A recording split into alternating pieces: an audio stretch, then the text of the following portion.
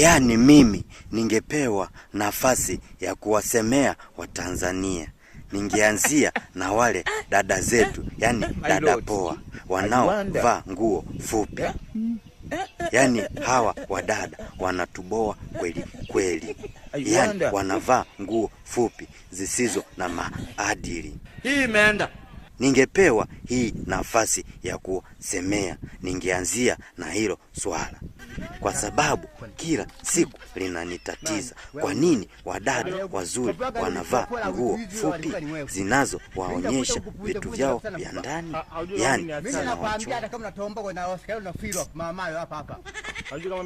Mwenyezi Mungu, tunaomba kibariki kizazi kijacho kisifuate maadili yaliyopo kwa sasa. Yani hawa wadada wanaovaa nguo zisizo na maadili mbele za wakubwa zao. Na kuna wengine, baadhi ya wababa wanafurahia hizo tabia, lakini kuna wengine wanakwazika na hizo tabia. Tunaomba ututetee. Sasa maombi yangu ni ipe